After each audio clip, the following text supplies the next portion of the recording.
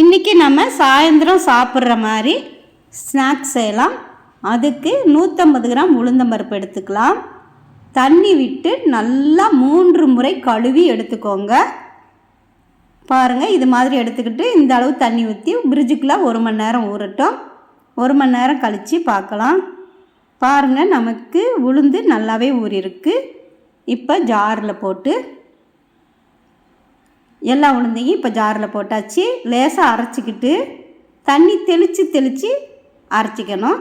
தண்ணியை ஊற்றக்கூடாது. இது மாதிரி நீங்கள் தெளித்து அரைச்சிக்கோங்க. அப்போ தான் மாவு வந்து நல்லா புசுன்னு வரும். உளுந்தும் நம்ம நல்ல உளுந்தாக பார்த்து வாங்கிக்கணும். பாருங்கள், இப்போ கொஞ்சமாக மாவு எடுத்து ஒரு கிண்ணத்தில் தண்ணி வச்சு அதில் போட்டு பாருங்கள் நம்ம அரைச்சது கரெக்டாக அப்படின்னு. மாவு வந்து மிதந்துச்சுன்னா நம்ம நல்லா அரைச்சிருக்கோன்னு அர்த்தம்.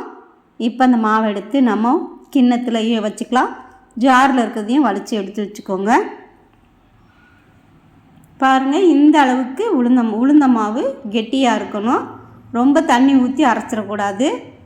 இப்போ எல்லாத்தையும் வலித்து எடுத்தாச்சு. இது கூட 50 கிராம் அளவு வெங்காயம், கொஞ்சமாக தேங்காய் போட்டுக்கோங்க. ஒரு அரசில் அளவு குட்டியாக கட் பண்ணி போட்டுக்கிட்டு, 1 இன்ச்சு அளவு இஞ்சியவும் குட்டியாக கட் பண்ணி போட்டுக்கிட்டு, ஒரு 4 பூண்டு பற்களை அதையும் குட்டி குட்டியாக கட் பண்ணி போட்டுக்கோங்க. 1/2 ஸ்பூன் சோம்பு போட்டுக்கலாம். 1/2 ஸ்பூன் மிளகு, 1 பச்சை மிளகாவை ரவுண்டாக கட் பண்ணிக்கிட்டு, கொஞ்சமாக கருவேப்பிலை போட்டுட்டு 2 ஸ்பூன் அளவு பச்சரிசி மாவு, கொஞ்சமாக உப்பு போட்டுக்கோங்க தேவையான அளவு. மாவு உங்களுக்கு தண்ணியாக இருக்கிற மாதிரி இருந்துச்சுன்னா கூட 1 ஸ்பூன் கூட பச்சரிசி மாவு போட்டுக்கோங்க. இந்த அளவு கெட்டியாக இருக்கட்டும். இப்போ ஒரு கடாயில் ஆயில் ஊற்றிக்கலாம். கையில் எண்ணெய் தடவிக்கிட்டு கொஞ்சமாக மாவு எடுத்து இங்கே பாருங்கள், இது மாதிரி நல்லா உருட்டி நம்ம மாவை கடாயில் எண்ணெய் காஞ்சிருச்சு. இப்போ அதில் போட்டுருங்க. பாருங்கள், இந்த அளவுக்கு கெட்டியாக இருக்கணும். மாவு வந்து நீங்கள் தண்ணி தெளித்து அரைச்சிக்கோங்க. நல்லா எல்லா சைடும் திருப்பி விட்டு இப்போ வெளியே எடுத்துடலாம். திருப்பியும் நம்ம கொஞ்சம் கொஞ்சமாக போட்டுக்கலாம். மாவு இது மாதிரி உருட்டி போட்டுக்கோங்க.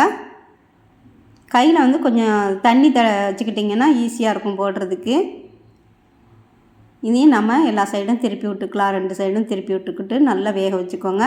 அடுப்பு மீடியம் ஃப்ளேம்லேயே இருக்கட்டும். இப்போ இதையும் நம்ம வெளியே எடுத்துடலாம். மீதம் உள்ளதையும் போட்டு நம்ம அதையும் வெளியே எடுத்து வச்சுக்கலாம். பாருங்கள் எப்படி புசுன்னு இருக்குன்னு. இதுக்கு நம்ம தேங்காய் சட்னி வச்சு சாப்பிட்டு பாருங்கள், வேறு லெவலாக இருக்கும். அவ்வளோ டேஸ்டியாக இருக்கும். உடம்புக்கு ரொம்ப ஹெல்த்தியாகவும் இருக்கும். பாருங்கள் எப்படி பஞ்சு மாதிரி இருக்குன்னு. தேங்க்யூ.